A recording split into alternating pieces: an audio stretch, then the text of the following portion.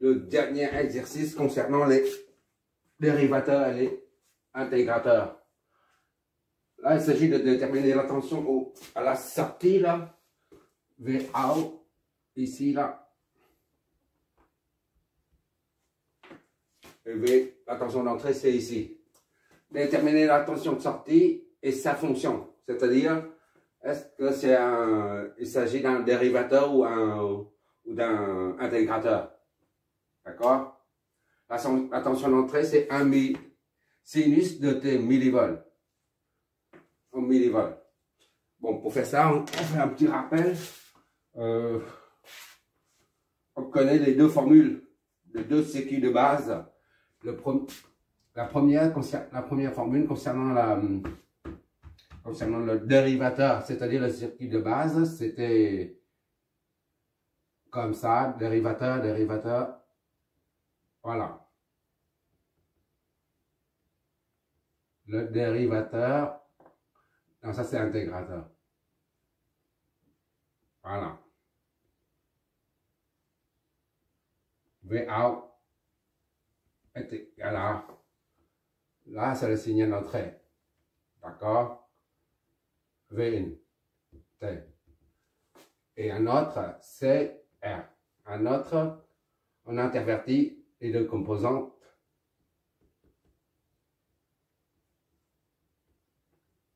Voilà. Juste intervertir les deux composantes. Voilà. C'est R. Et là, VO, ça représente. Ça, c'est un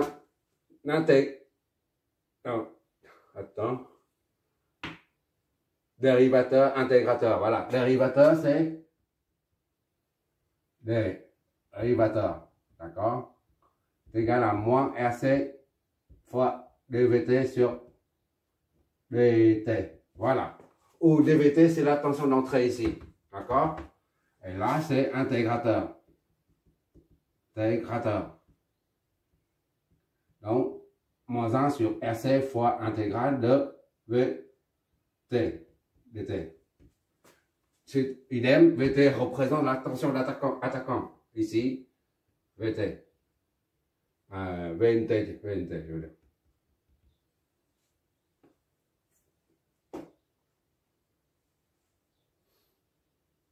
Bon, maintenant ici on a deux schémas. L'un pour le dérivateur, l'autre pour l'intégrateur. On connaît, ce sont des circuits type de base. Tandis qu'ici, on ne sait pas de quel type de circuit il s'agit. Donc, c'est pour ça il faut déterminer sa fonction. Sa fonction, soit un dérivateur, soit il s'agit d'un intégrateur. Et on détermine aussi la tension de sortie. D'accord? Si on a un circuit de base, on n'a pas besoin de dessiner le schéma de calcul. De même, si on a le circuit de base, ici, là, on connaît la formule, on applique la formule, c'est tout. Par contre, ici, on ne sait pas s'il s'agit d'un intégrateur ou d'un dérivateur. C'est la raison pour laquelle il faut l'analyser correctement, c'est-à-dire il faut faire un schéma de calcul. Pour ça, je vais effacer tout ça là, je vais dessiner le schéma et on va voir. On va écrire des équations et pour trouver la tension de sortie.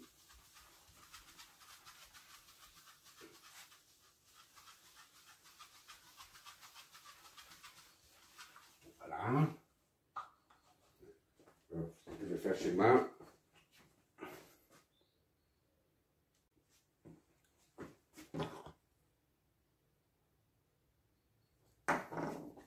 Là, j'ai repris le schéma, là. J'ai dessiné le schéma. Ce trait-là, c'est celui ici.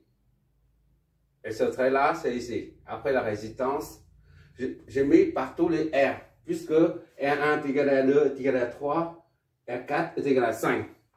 La valeur des résistances est la même. D'accord? C'est pour ça que j'ai mis R seulement. Au lieu de répertorier R1 et 2 à 3 à 4. Ceci permet de simplifier le calcul. La source, 3 et 0. J'ai remis là. Et quoi d'autre? La résistance R4, c'est celle-là. Condensateur se trouve ici. Moins et plus, j'ai oublié ça. Là, c'est moins et plus. J'ai oublié un truc.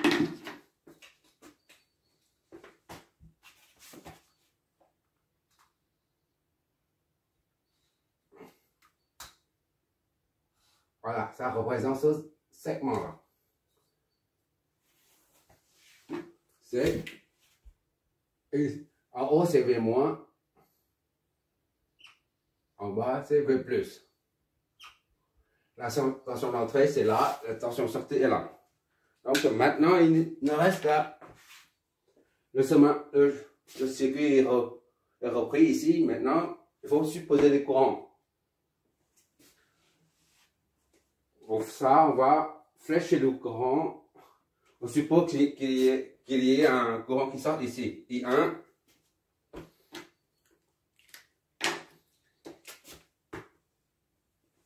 I1 ici. Donc, I1 va vers là. I1. Et comme il n'y a pas de... C'est une résistance infinie, l'impédance infinie, AOP idéal. C'est pour ça que A est égal à infini. Le courant ne veut pas passer par là, donc il descend. Il va se scinder en deux, soit I2 ici, I2 et IC. D'accord? Un carré, les deux qui en sortent. I3 ici, ce n'est que des suppositions. D'accord? Ce ne sont que des suppositions. Le sens des courants sont ainsi supposés. On ne connaît pas le sens. Ah, l'AOP va débiter un courant. C'est toujours une supposition. IAO. Le courant IAO peut entrer dans l'AOP. D'accord? Et quoi encore? I1, I2, I3, IAO. I2, c'est là. OK. Qu'est-ce qu'il reste? Il reste celui-là, ici. I3 arrive ici, comme l'impédance d'entrée de l'AOP là est infinie. I3 ne peut pas passer dedans. Obligatoirement, I3 traverse cette résistance. Donc I3.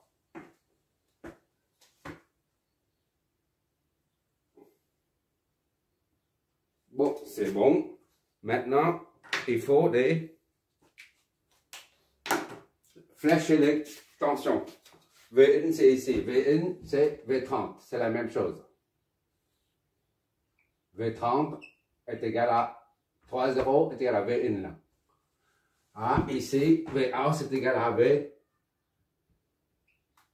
4,0. D'accord? Et là, c'est un récepteur. C'est une source de tension. La flèche, le courant flèche de tension s'orientent dans le même sens. D'accord? Et là, c'est un récepteur. La flèche de courant et celle de tension s'opposent. Ici, c'est V s'oppose, c'est comme ça. V1, 0, 1, V10. Idem, ici, un récepteur. Les deux flèches s'opposent. V4, 1, 41. Et là, c'est un récepteur. V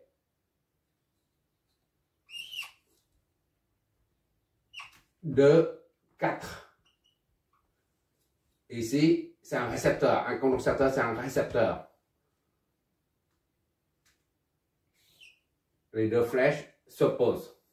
V20. Et enfin, il reste cet élément V les deux flèches s'opposent. V3, 2. Voilà. On peut maintenant analyser.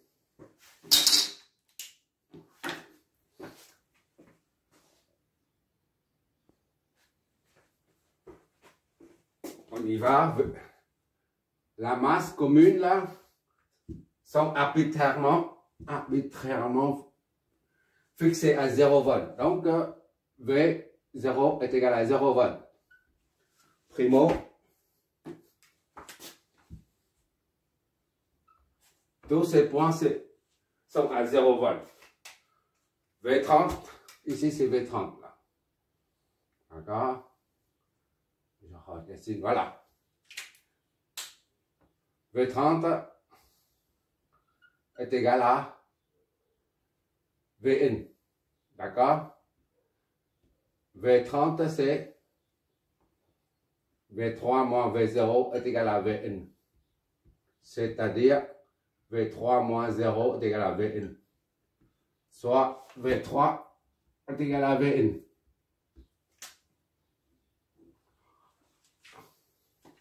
Oh, puisque les résistances de R1 jusqu'à R4 ont la même valeur résistive, on va raisonner en littéral d'abord et après, à la fin, on va remplacer par 5 pour simplifier les calculs. Parce que si on remplace par 5 partout, là, ça va embrouiller.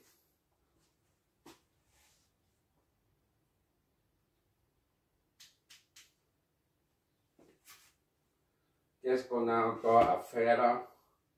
V1, V2.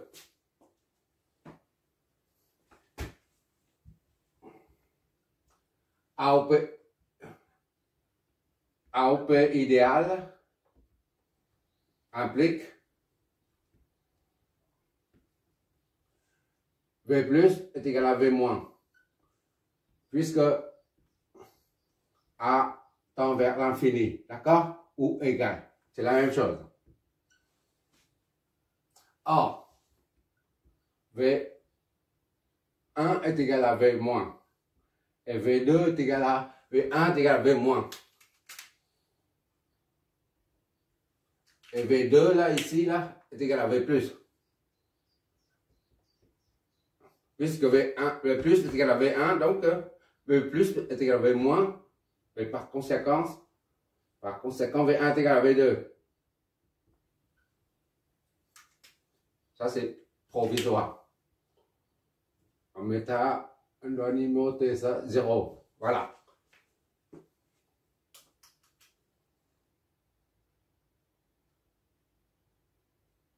Bon, maintenant, il faut faire il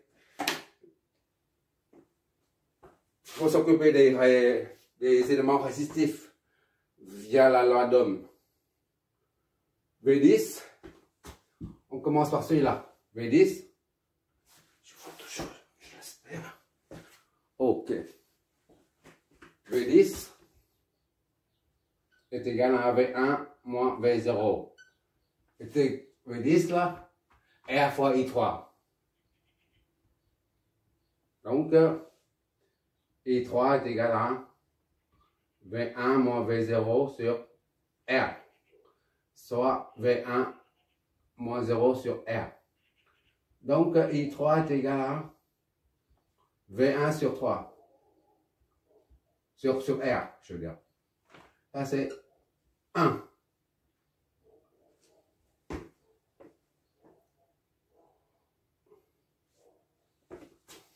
Ou V2 sur R.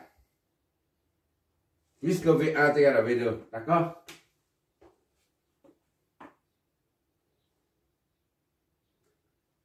V32 maintenant, celui-là, V32 est égal à V3 moins V2 est égal à R fois I1. 32 R fois I1. Donc I1 est égal à V3 moins V2. Tout ça divisé par R. D'accord? V3, on remplace par la source de tension V1. Là. C'est égal à V1 moins V2. V2, c'est inconnu. Sur R. C'est-à-dire, I1 est égal à V1 moins V2 sur R. Ou moins V1 sur R. D'accord? C'est notre deuxième équation. On peut très bien mettre V1 dedans. Hein. Je vois toujours. Ok, encore quelques lignes. V20 maintenant. V20 ici, là. V20 est égal à V2 moins V0 est égal à... Non, on n'a pas besoin. On n'en a pas besoin. On n'en a pas besoin.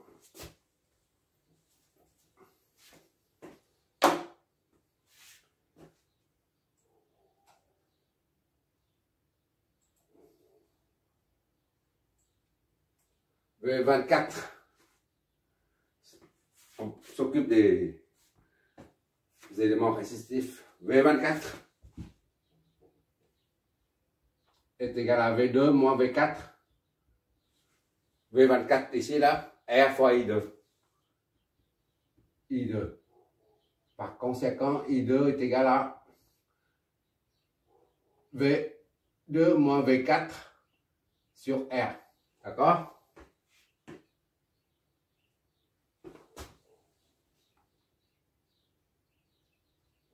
Trois. 0, 1, 2, 3. V41 maintenant. On celui-là, en parallèle. Oh là, 41 est égal à V4 moins V1. 41 ici, là, R fois I3. J'insiste, je répète, là, tous les éléments résistifs ont la même valeur de résistance, c'est-à-dire 5 ohms. C'est la raison pour laquelle on a mis R partout, d'accord? Donc, I3 est égal à V4 moins V1 sur R. Je m'éloigne pour mieux voir.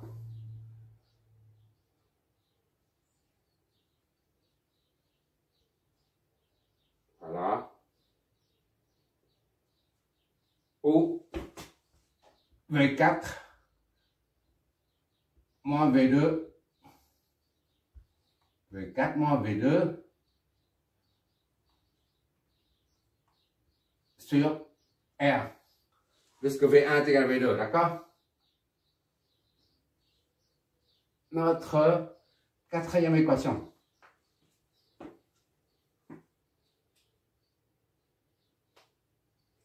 Et 3. D'accord. Je vois toujours, j'espère. Non, je passe de l'autre côté, Encore une dernière ligne.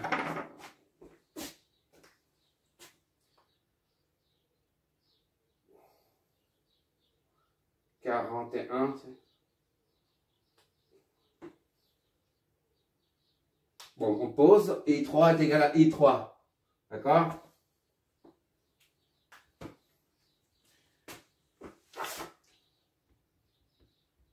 I3 est égal à I3. Soit,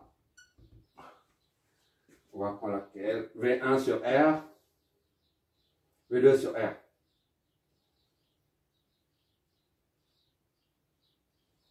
On va prendre V2 sur R. V2 aussi. 1 et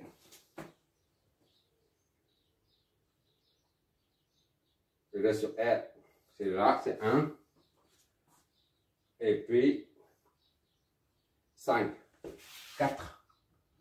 Donne I3, c'est V2 sur R. D'accord? Est égal à I3 est égal à V3. Est égal à V4 moins V2 sur R. c'est-à-dire V2 est égal à V4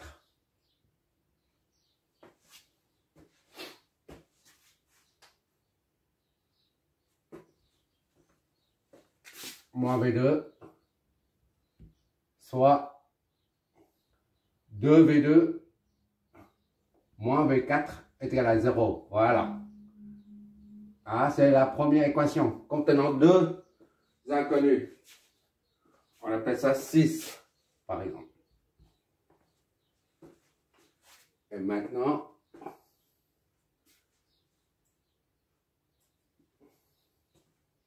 le V4.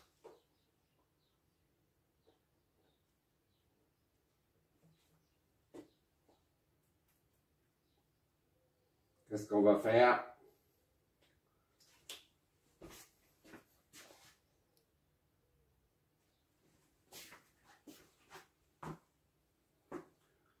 Bon, maintenant, il faut appliquer la formule du condensateur pour avoir la tension aux bornes du condensateur. C'est pour ça que tout à l'heure, je n'ai pas pris.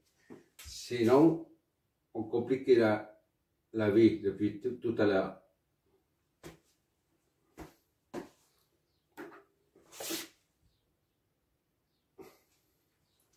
Pour le courant traversant un conducteur, on a ici. Ah, ici. Ah, I c'était, c'est-à-dire le courant traversant le conducteur est égal à C dV CT ou dt tout court. Du VT sur dt. D'accord? VT ici représente la tension au bord du conducteur, c'est-à-dire 20.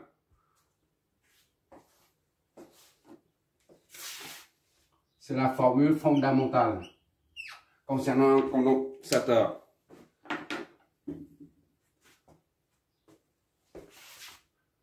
Avec VT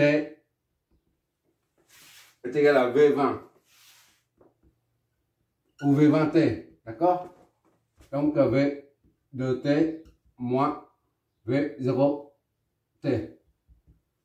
Voilà, pour les rigoureux. Bon, ceux qui sont rigoureux, on va mettre, voilà. Mais sinon, on peut oublier ça, hein, on met seulement à la fin. Bon, on met à la fin, ouais, bon. Alors ça, c'est nul. D'accord? Il reste V2T. C'est-à-dire, VT est égal à V2T. D'accord? O est égal à V2. Simplement, hein, au lieu de mettre ça. Or, on a ici, là, on a trouvé tout à l'heure. On remplace là-dedans.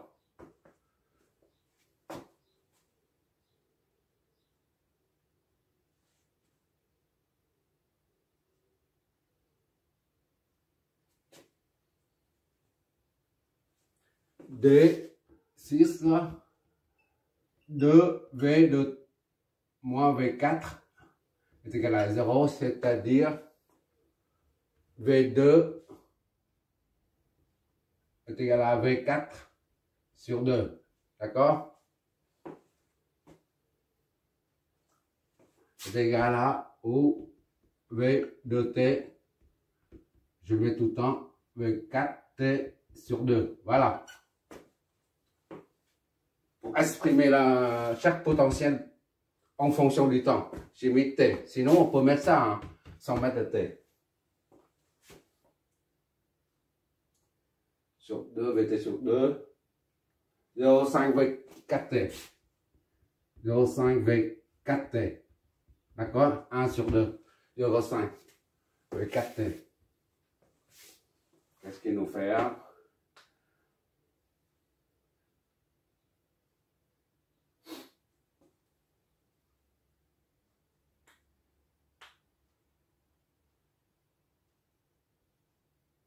Bon, on a VT là, qui est égal à 2 VT, d'accord? Donc V ici là. Vt est égal à V de t. C'est-à-dire 6, 7, 8, disons. Voilà. 7 et 8 nous donnent Vt est égal à ça. D'accord? V2, V2. Ça est égal à ça. Ça est égal à ça. Donc Vt est égal à 0,5 V 4t. D'accord? Donc la formule, ça revient à mettre, on injecte ça dedans. ICT est égal à C fois dVt sur dt. D'accord? Ça signifie dVt. En fait, on prend la différentielle. dVt de dVd de ça, V4t. D'accord? On prend la différentielle des deux côtés, de part et d'autre du signe égal. On a droit, hein, comme si on fait la racine, par exemple, ou multiplié par 5, par 10, peu importe. L'intégrale, on peut mettre de part et d'autre du signe égal. De même, la différentielle, on peut prendre dès maintenant. On prend la différentielle de Vt du côté gauche, et on prend la différentielle du côté droit, c'est-à-dire différentielle de 0,5 V4t. D'accord? Maintenant, on revient à la formule ICT est égal à C fois dVt sur dt. Donc, on va faire ça. dVt, c'est ça. D'accord? 0,5 V4t fois la différentielle de ça.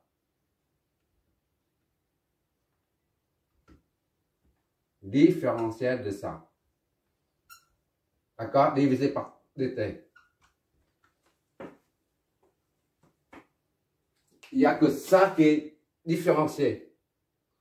Il n'y a que le Vt qui est différencié. La lettre dt, on reprend. D'accord? Faut bien maîtriser la manipulation des différentiels. Sinon, on s'en sort jamais.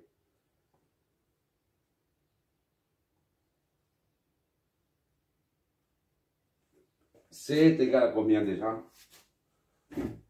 C est égal à 10 micros. Ça, la différentielle comme une intégrale. Lorsqu'il y a une constante, on peut la sortir. C'est-à-dire, est égal à 0,5. On sort ça. C fois, il reste différentielle de 4t seulement. Sur dt. D'accord?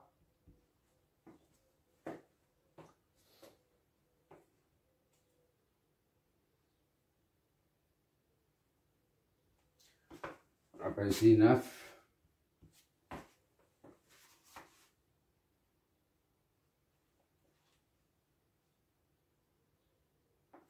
On va appliquer la loi des nœuds. I1 est égal à I2 plus IC.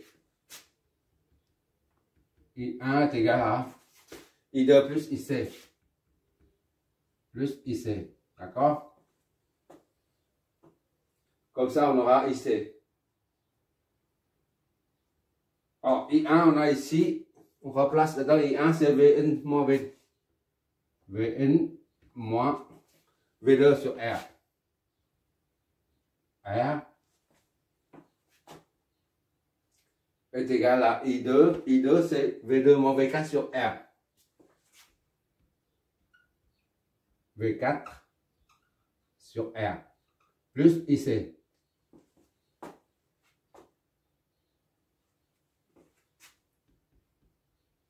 Voilà.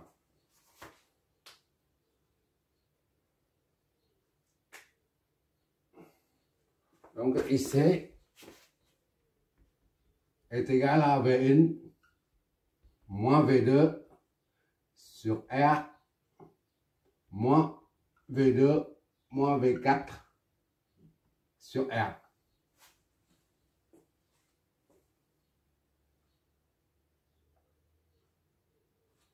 Est égal à Vn moins V2, V2, moins V2, plus V4 sur R. D'accord?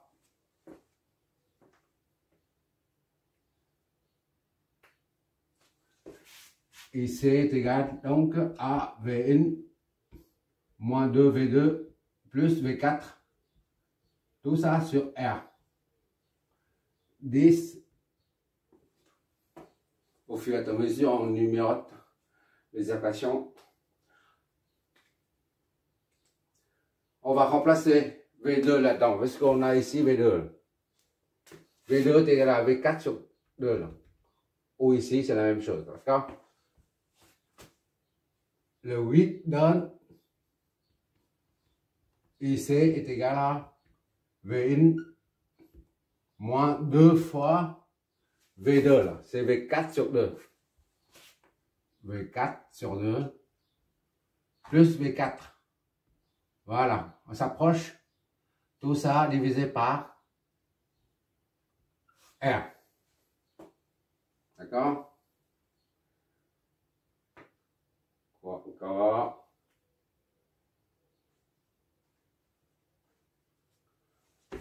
Ça est égal à IC est égal à Vn moins 2 divisé par 2, ça donne V4 plus V4, tout ça sur R, c'est-à-dire IC est égal à, ça on simplifie, Vn sur R. On met pas T, hein, on met seulement à la fin, si ça nous embrouille, ça sert à rien de mettre ça ici.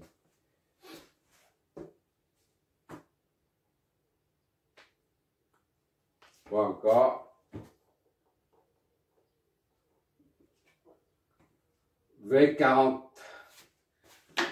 Voilà, on a V4 ici. Ça, c'est V40. Schéma noté de la V40.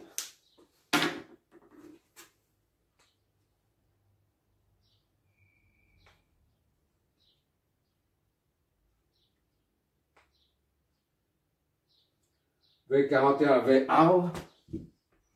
V40 est égal à VA.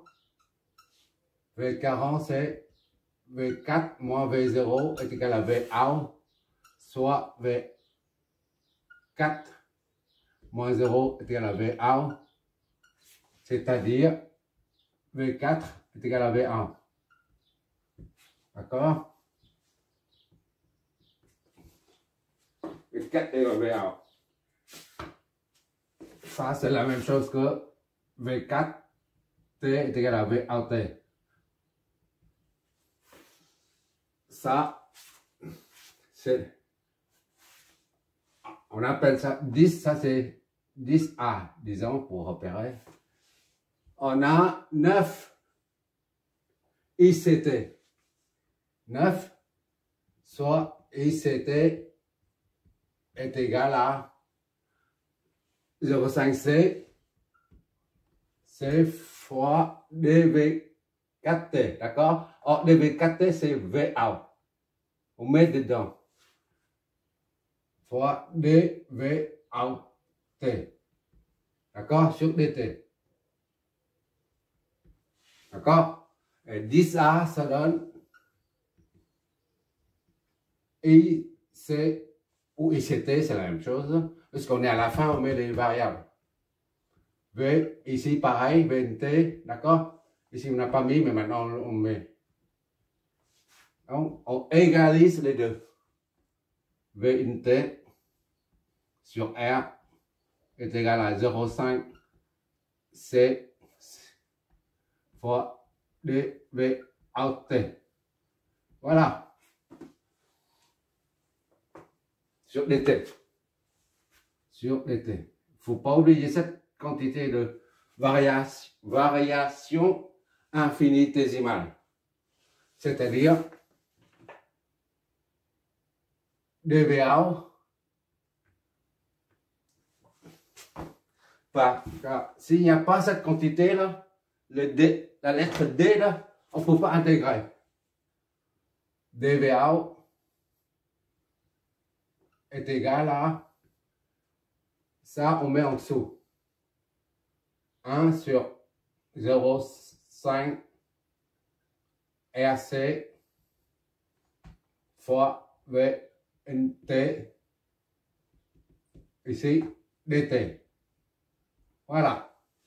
Maintenant, on intègre. On intègre à ça. Qu'est-ce que ça donne? dV out T est égal à 1 sur ça, c'est fait 2.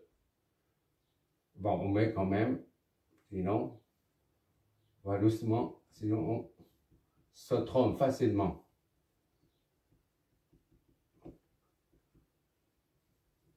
Donc, on intègre à ça, dV out, c'est la différentielle, ça donne la primitive et les V out. Est égal à, je vais doucement, sinon, 1 sur 0,5 RC intégrale de VNT dt. C'est-à-dire, VA est égal à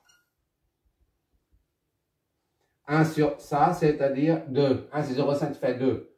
2 sur RC fois intégrale de VNT dt. Bon, voilà le résultat.